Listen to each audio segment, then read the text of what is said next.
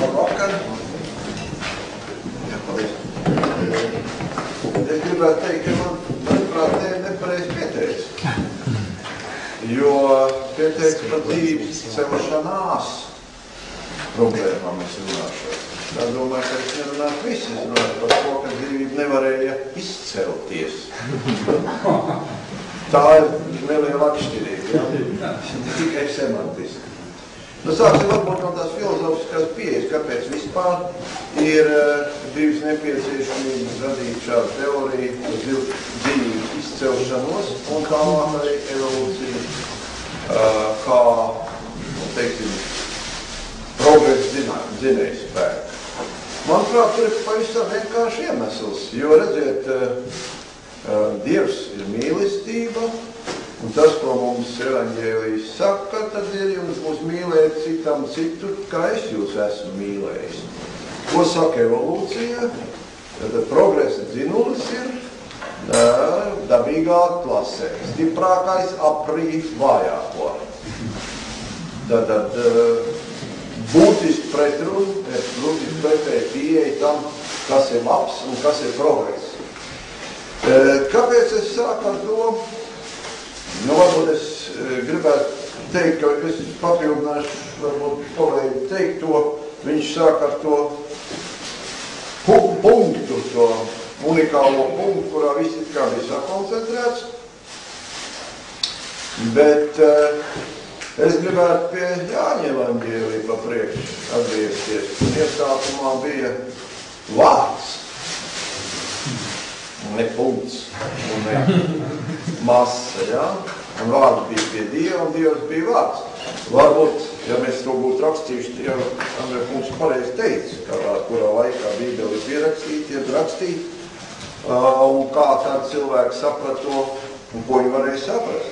Šodien noteikti būtu teikuši tā, un ja iesākumā bija informācija, un informācija bija pie Dieva, un Dievs bija informācija.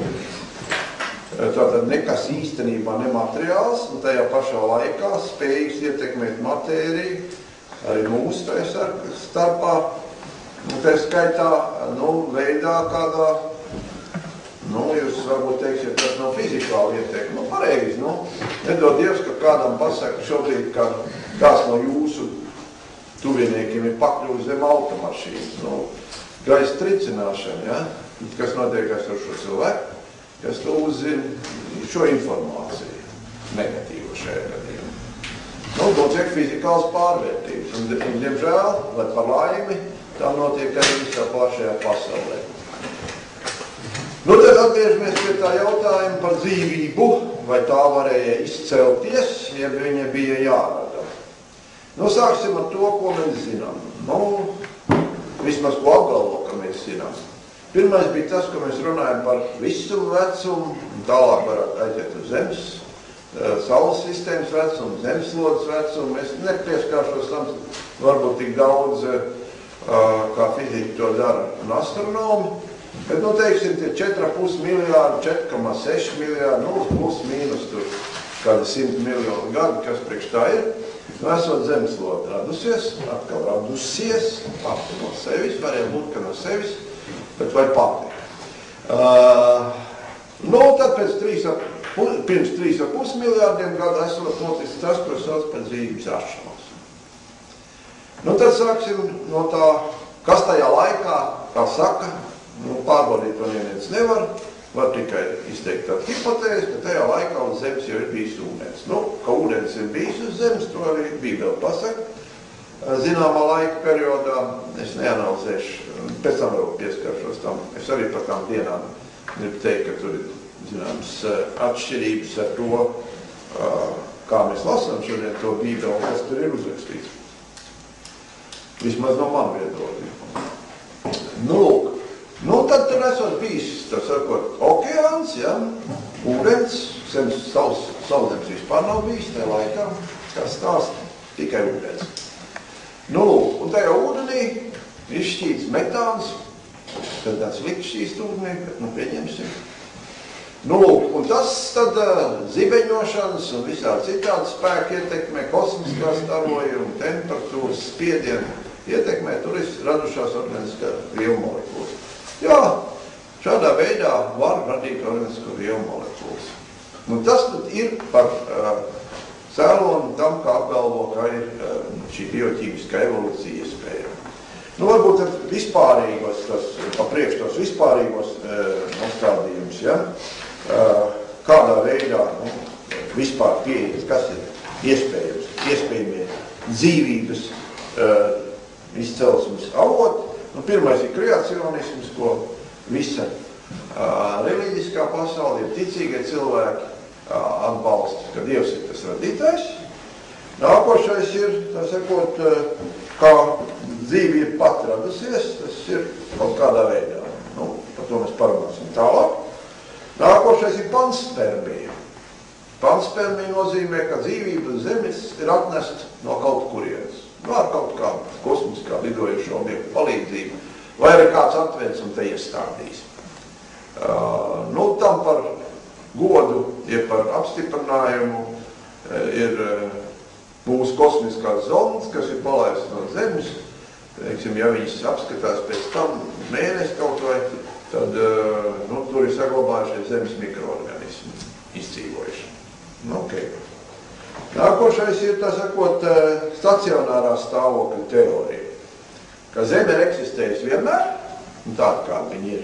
Viņi ir eksistējusi nevis 4,5 miljārdus, ne 13 miljārdus, bet bezgalīgi ilgi, un tā viņš ir bijis, un tur viss vienmēr ir bijis. Tā kā viņš ir. Nekas neattīstās, nekas neko nenotiek. Tad bioķīmiska evolūcija, ko es jau aizskāru, tad ir kaut kāds pirmatnējais buljons, kurā notiek attīstība. Ja? Nu, tās ir tās pamat 5 pieejas. Ja pat pirmo pieeju es neko negribu teikt, jo tā ir mana ticība un arī mana pārliecība, ka mēs esam vadīti tāpat kā vispārējais dzīvais. To es drusku vēlāk arī ilustrēšu. Tad par pašu izcelšanos un par bioķīmisko evolūciju tie ir tie 2 pamat postulāti, kurus lieto gan no pārējas savā teorijā, gan visi pārējie, kas to atbalsta. To tad vienais, laikam, tur mēs izslēgšu to.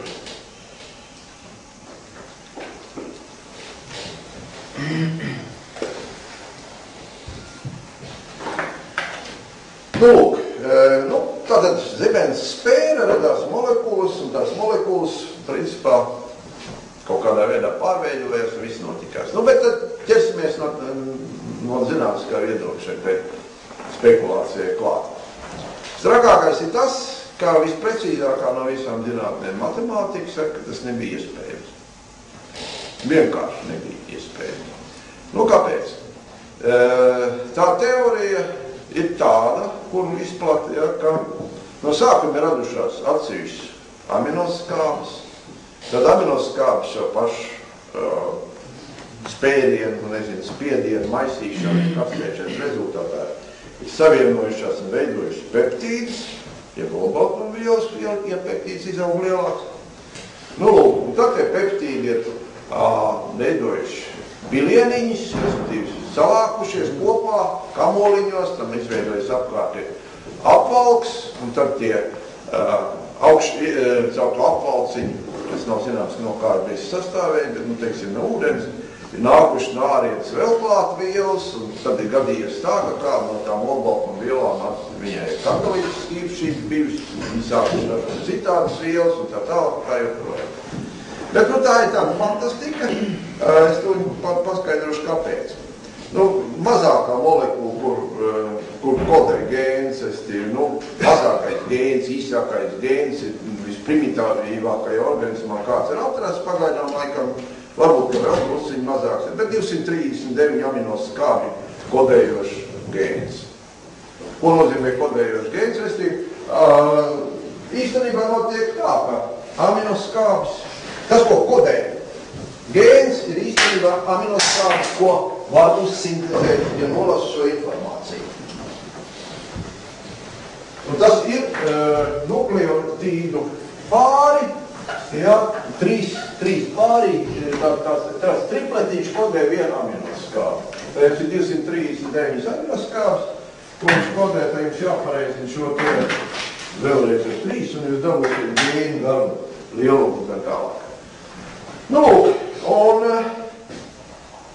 pieņemsim ka tā ir taisnība, ka viss sācies otrādi. Jo to gēnu kādam ir jāuzsintezē. Viņš tā pats nevar rasties. Nu, varētu pieņemt, ka ir otrādi gēns pa priekšu radās, bet to neviens pat neatļaujas pateikt, ka gēns pat, jo tas pa daudz sarežģīt, lai to kāds pat varētu noticēt no tiem, kas tic, ka viss pats pa sevi radies. Tagad atgriezīsimies pie šīs pie tām aminoskābēm. Pirmkārt, aminoskābes ir tā kā divas rokas. Kreisā un labā. Ir gaisma pa kreisi griezoši, pa labi griezoši un tā tālāk. Bet, divas tādas. Rokas it kā ir, bet viena ir kreisā un labā. Visa dzīvība ir kreisās aminoskābes, ja? Tā saucamās L-aminoskābes. Ko matemātika tad saka? Teiksim tā. Ja ir 239 aminoskābes kodēts, un šī gadījumā tai vienkāršākajā olbaltumvielā, ko kodē šis gēns, ir 12 atšķirīgas aminoskābes. Viņš vispār ir 22, no kurām mēs esam būvēti. Un vēl dažas ir tādas, kuras ne visiem piebīt, bet ir. Tā. Tagad jautājums ir tāds. Pirmām kārtām viņām, tā vajadzēja sakārtoties tajā 12 aminoskābēm. Tā ir vajadzīgā secībā. Jo gēns kodē secību aminoskābi. Jums ir ķēdīti, kur sastāv no 239 aminoskābes, teiksim, A, B, C, A, D, un tā tālāk un tā ir. Man 239 šāds. Te no 12 burtiņiem sastāvos. Izrādās, ka lai jūs šo te uzkombinētu tajā secībā, kādā ir vajadzīgs, jums ir vajadzīgs tikai iespēja ir 1:10 300. pakāpē. 1:10 300. pakāpē. Skaisti, ne? Šāda varbūtība. Ko mums saka tā saucamais Borela likums? Ka, ja varbūtība ir neiespējami maza, ja, tad notikumi nenotiek. Mūsu visumā viņš tā ir noprognozējis, ka vispār kaut kas varētu notikties, ja šāda varbūtība būtu 1:10 50. Kā redzat, šis te lielums ar to otru, tas jau nav 50:300. Jūs stātiet priekšā, tas ir starpība, jums jāpareizina viennieka ar 250 nulēm. Tāds, tā ir kā kārta, kur tas atšķirās, un vēl 10. pakāpē. Tad viss pavisam jauki. Tā ir pirmā. Matemātika saka, tātad šāds notikums, ka viss spontāni šīs 239 aminoskābes tāds sarindojās vajadzīgā kārtībā, nav iespējams. Bet ar to jau nebija vēl labu gana. Jums bija kreisās aminoskābes un labās aminoskābes. Tas ir L un D aminoskābes. Un tas ir tikai L aminoskābes. Tad kāda tad ir varbūtība, ka tas nav notiksies pats no sevis šajā te visvienkāršākajā. Tas ir pavisam maziņš skaitīts 1:10 29 300. Protams, mēs ticam, ka tas tā notikās. Ja tas tā notikās, jūs ieguvāt šādu te aminoskābju virknējumu, un liekas viss ir darīts. Nekā nebija. Pirmais ir tas, teiksim, lai aminoskābi varētu strādāt, šī peptīds, ja, teiksim, olbaltumviela, viņai jādzīvo tajā buļjonā, kur skartas zibens un tā tālāk un tā joprojām. Bet to atliksim, lai viņi tur tiek ar to galā. Bet pirmais ir, ka jums tā telpa ir jānorobežo, kurā šī te olbaltumviela tagad ir iekšā. Un vēl kas ir, jums jāpiegādā vajadzīgā laikā un vietā visas izēvielas, ar ko šī te olbaltumviela tagad uzsintezēs to genomu, šo gēnu. Tad jums jāsagādā D-riboza vajadzīgā daudzumā, visas nuklīdas skādes, jā, visas tās nuklīdas bāzes kas jums ir tur. Tās ir 4, bet viņas ir jādabū vajadzīgā vietā, un tad jums vēl pie viena, lai tas varētu strādāt, jums vajadzētu transporta nuklīdes skābes, kas tās aiznesīs vajadzīgā vietā, ja, noliks transporta nuklīdes skābes, kuras pašas pa sevi ļoti garas, stipri garāks nekā šīs te, kuras tiek izmantotas, lai to uzsintezēt. Un ir vēl vesels virkni citu nosacījumu, kas ir nepieciešams, lai tā olbaltumviela varētu sākt kaut ko darīt. Tas ir apmēram tā, ka teikt, nu jā, jūs esat cilvēki, jūs protat celt mājas. Jūs tagad izmetīsim visumā. Uz priekšu. Kā, nu tak jūs protat. Jā, šī olbaltumviela to prot. Viņi prot sintezēt attiecīgo genomu. Bet viņi to nevar izdarīt tajā mudronā. Nu, pieņemsim, ka tas būtu izdarīts, viss noticies, ar šo varbūtību viss ir kārtībā, tad šis ir noticies, neticamais noticies, ir viena šūna dabījusies, nu tādā veidā dabījusies. Nu, tagad viņai jādalās, viņai ir jāizdzīvo. Tad viņai sevi jāreplicē, tad viss šis te, kas te notiekās, viņai to jādabū gatavu. To mūsu, tā sakot, teorētiķi vienkārši apiet šo jautājumu. Nu 3,5 miljārdu gadu, nu varbūt, ka kaut kur kādā šķirbā kaut kas notikās. Ja? Nu tad es, protams, gribētu paprasīt, vai kādam izdevies atrast, nu daudz vienkāršāk variants būtu, teiksim, savākt dzelzs atomus, tikai dzelzs atomus vienā vietā. Nu, uztaisīt tādu ģeometrisku formu, pieņemsim dakšiņu. Nu, nejauši radās dakšiņu no dzelzs atomiem. Un neviens nekad nevienu dakšiņu nav atrast, kur būtu pats savā nodabā veidojusies, ja? Bet tur tā varbūt ir stipri zem 10-50. Nu, tas tā nenotiek. Tā kā par šo te, ka tas varētu būt spontāni izcēlies, nu, ir grūti, ļoti grūti noticēt tam, tad es nezinu, kam mums ir jānotic, ja mēs noticam šim. Un matemātika ir ietiepīga lieta, jūs varat statistiku rēķināt, un nekas jums labāks nesāk. Ja jūs sāksiet šos te faktors ņemt vērā, tad šitie jau pārvērtīsies, ka tie jāliek miljons virsū. To jūs vispār nevarat sadabūt kopā. Nu, tā kā tas viss, nu, tāpēc ir panspermīgi vajadzīgi. Nu, tātad ir vajadzīgi šo te laika periodu paplašināt līdz bezgalībai, nu, tad no kaut kurienes kaut kas atnesa un te iestādījās. Un tagad sāk augt. Nu, tad to varētu pieņemt. Tagad iesim tālāk. Nu, pieņemsim, jā, tie mazie mikrobi un tie vēl kaut kā mēs varētu teikt, ka viss tā varētu būt, ka viņi pielāgojas apkārtējai videi, viņi tiešām pielāgojas apkārtējai videi. Un to ļoti labi izskaidro kādā veidā. Nu, tad, redziet, notiek tā saucamā mikroevolūcija. Mikros pielāgojas apkārtējai videi. Tas ir pamatojums tam, ka pastāv evolūcija.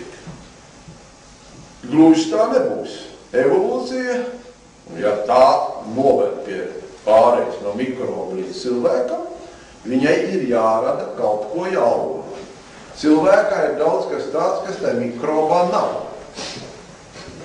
Nu labi, nu pieņemsim tagad, kā var nostiprināties pazīme, kura ir radusies šādas te, nu teiksim, spontānas nepieciešamības pēc. Nu pieņemsim, ka cilvēkam būtu izdevīgāk šodien pārvietoties, ja viņam ir 3 kājas.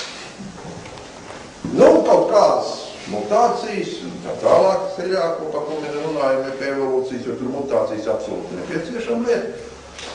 Tiešām 3 kājas radās. Nu, man ir tās 3 kājas. Nu, tagad, man jāapņem sieva, jo es pats nevaru vegetatīvi vairoties un savus 3 kājas tālāk.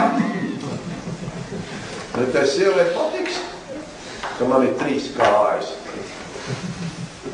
Nu, parasti bastardi tiek izstumti no sabiedrības, jo sabiedrība automātiski uzskata, ka tas, kas atšķirās ļoti būtiski, nu, nav vērams. Mēs kāpēc Dievs ir šādi ielicis iekšā. Nu, pieņemsim, man tomēr ir izdevies vienu dāmu dabūt, un man ir tagad pēcnācēji. Cerība, ka manam pēcnācējiem būs 3 kājas, ir 1 pret 1, 50-50. Cerība, ka manam pēcnācējam ar 3 kājām būs bērniem, ja viņš krustosies ar otru, kuram nav 3 kājas, būs 1/4 daļa, un tā uz priekšu. Jo tālāk, jo tā pirmā varianta, jo mazāk cerība, ka šī pazīme būs sastopama pēcnācējus. Otra iespēja būtu, ka 2 vienlaicīgi vīrišķais un sievišķais ar 3 kājām. Un tagad viņi krustojās. Tas varētu paglābt to lietu. Tikai nelaime tā, ka tādā gadījumā, ko darīs viņu bērni. Krustosies savā starpā. Absolūti skaidrs, ka 1-2 būs pagalām, jo uzkrājas tas saucamie recesīvie, ir kaitīgie gēni. Ja krustosies ar pārējiem, kuriem nav 3 kājas, spēkā tas pats pazīme izzudīs. Kā lai nostiprina šo pazīmi? Bet tad ir vēl viena nelaime. Lai tas tā varētu notikties, tad ir vienlaicīgi tajā pašā geogrāfiskā vietā un tajā pašā laika vietā jārodās šiem te augu sugas un saharomicetes, jūs droši vien tur varat entās sugas atrast, bet vai saharomicetes pārvērtās, es nezinu par kādu augstāku, tajā laikā nekas nenotiek. To jūs nevarat panākt. Vienīgo, ko jūs varat panākt, un kas noteikti ir, un domājams, ka tas ir Dieva gudrība, kas tur ir ielikt. Redziet, mums ir daudz vairāk gēnu, nekā mēs izmantojam. Mēs izmantojam visā savā dzīves laikā labi 5% no saviem gēniem. 95% šodien klusē. Un kāpēc viņi klusē, tas mums nav dots zināms, bet es varētu mēģināt prognozēt vai paredzēt, kāpēc tas tā ir. Tāpēc, ka ja izmainīsies apkārtējās vidas apstākļi, tad jums būs vajadzīgi citi gēni, kuri šodien jums nav vajadzīgi. Bet tas absolūti nenozīmēs, ka jūs tagad esat evolucionējuši, jo tagad jūs izskatāties savādāk. Evolūcija būtu saistīta ar, ja jūsu gēns būtu pēkšņi izmainījies un saturētu kaut ko pilnīgi citu, nekā tas ir bijis jums dots. Un šis Dieva likums, manuprāt, skaidrs, kā tā lieto vai apmet. Jūs varat uztrenēt muskuļus, ja jums būs nepieciešamība veikt fizisku slodzi. Sākiet ar to nodarboties, muskuļi augs. Pārstājiet ar to nodarboties, muskuļi pazudīs.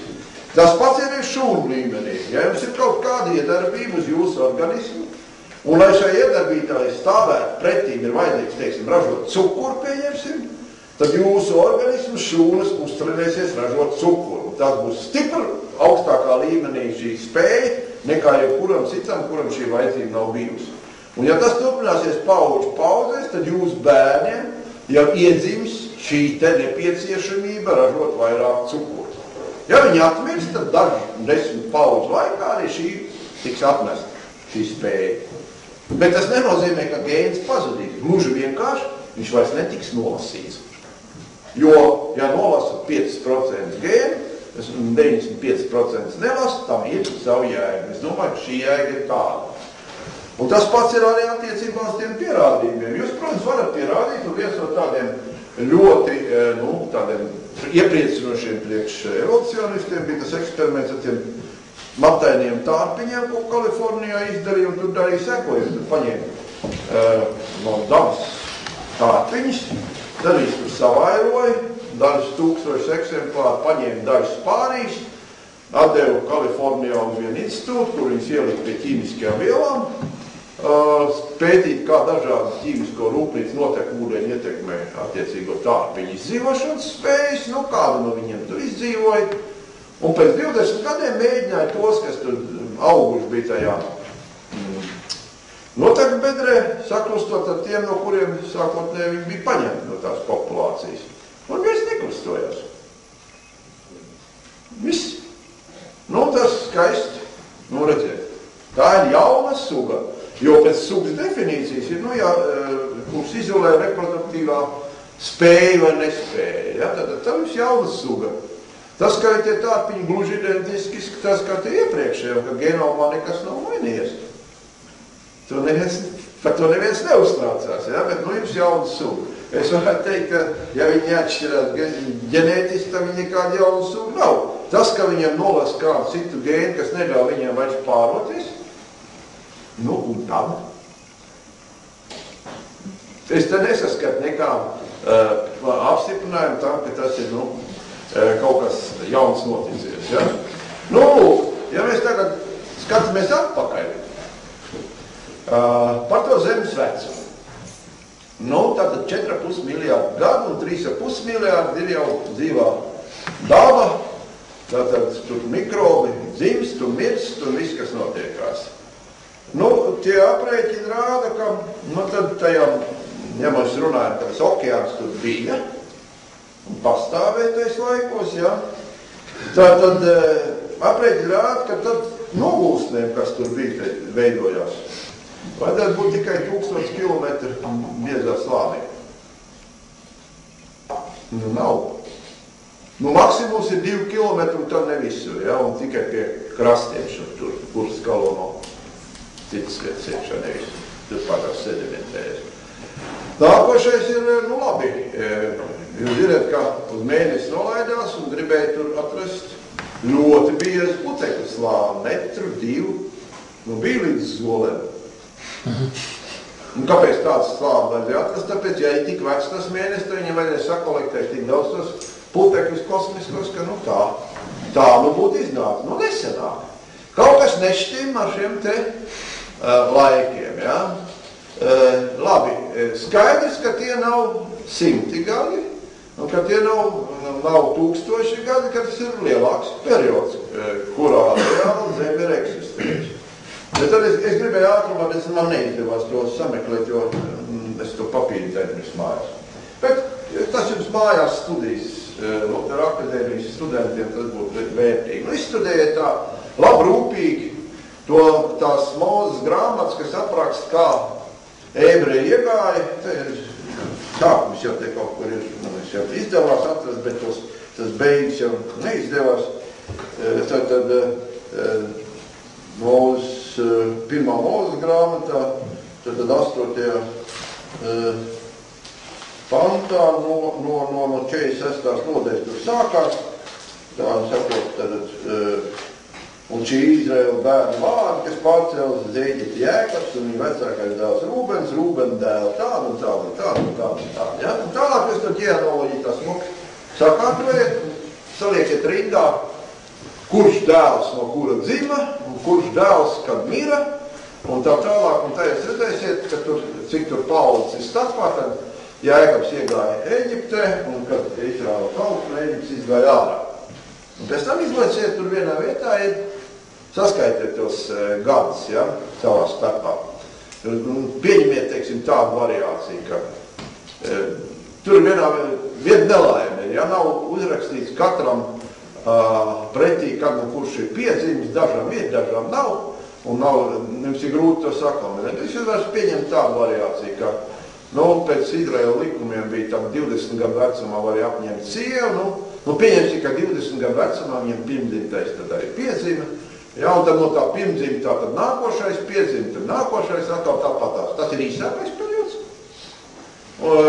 Iespējamais, ja, cik tās ilgi tie dēli tur dzīvoja pa to, un mazdēli pa to Ēģipti.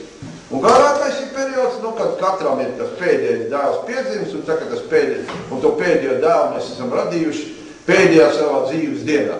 Tas ir nākošais, maksimālais, maz ticams, bet pirms nāves. Pa nāves datumiem viss tur daudz maz ir, cik kurā vecumā nomira un tā tālāk. Tad jūs varat saskaitīt, cik tur iznāks jums tie gadiņi. Īsākais periods un garākais periods. Es nokāsties, tāpēc garākais periods neatbilst tam, jo Bībelē rakstīts par to, cik gadus Izraēls pavadīja Ēģiptē. Un pēc tam neatšķirsies tas mazākais par dažiem simtiem, tas lielākais par 100 āstīti. Es tagad precīzi neatceros, savu laiku es to skatījos, nevarēju to papīri kā tā tas mājas. Bet tas jums mājas studijas. Ko tas nozīmē? Jūs domājat, ka ebreji neprat rēķināt, vai? Ļoti labi prat rēķināt. Viņi neredzēja, ka šī kaut kas nešķim. Domāju, ka redzēja ļoti labi. Tas nozīmē tikai vienu, ka gadu garums tajā laikā, kad viņi gāja ārā no Ēģiptes, skaitījās savādāks, ja bija savādāks, nekā gadu garums tā, ka viņi tur iegāja. Vai tas ir fiziskais garums, vai tas ir izskaitļotais garums, to es jums nemāku pateikt. Man jau liekas, ka tas ir īstais garums. Un šādā veidā Bībele jums parāda, ka šī te mūsu visu kustība, acīm redzot, notiekās attiecībā pret kaut ko arī dzem, ar samazinošais ātrumu, jo vairāk mēs kustamies tuvu pie kosmiskā, teiksim, pie gaismas ātruma. Mēs jau nevaram novērtēt, vai mēs arī kustamies. Jā, mēs varam nokonstatēt, kā pārējie objekti šajā telpas apgabalā, ko mēs saucam par savu visumu, kustās attiecībā pret mums, bet kā kustās mūsu visums. To mēs nevaram novērtēt. Un neatkustamies arī mēs ar ātrumu, kas bija kādreiz tuvs gaismas ātrumam un tagad ir stipri mazāks. Tādā gadījumā viena diena pasaules radīšanas brīdī varēja būt līdzīga miljārdiem gadu tagad. Un tas jau drusku savādāk liekas to jautājumu paskatīties. Tas, kas tur ir uzrakstīts. Ko mēs ar to varam saprast, tas ir cits jautājums. Un tad ir vēl dažas lietas. Nu, teologi jau gan māc, ka tas tā, kur tā ir tā semantiska problēma. Jūs paskaties, cik reiz Dievs radīja pasauli. Ja jūs uzskatāt, ka tur, kur viņš raksta, un Dievs radīja to un to, tas nav atkārtojums tai pirmajai frāzei tikai semantiski. Mēs tagad sakam, jā, viņš tur atkārto to pašu, ko viņš tur iepriekš teica. Vai tas tā ir, tas ir pieņēmums. Es varētu pieņemt tīri otrādi. Kā tiešām uz zemes Dievs ir pastrādājis vairāk kārt pie šī te procesa.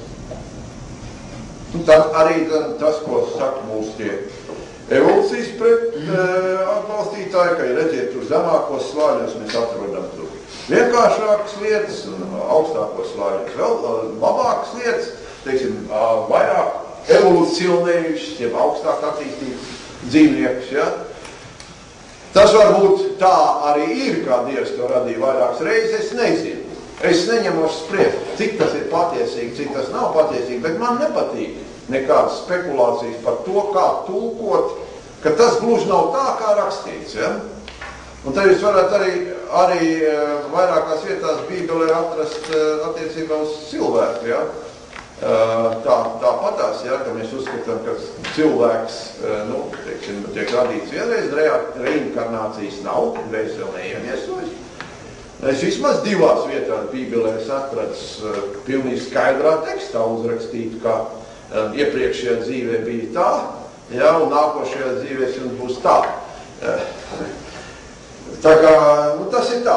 Mums ir savu teoriju, es gan uzskatu, ka ir šī tā iemiesošanās, mamam piedod mani, sakot, mācītāji kungi, jo es citādi neredzu jēgu cilvēku attīstībai kā tādai.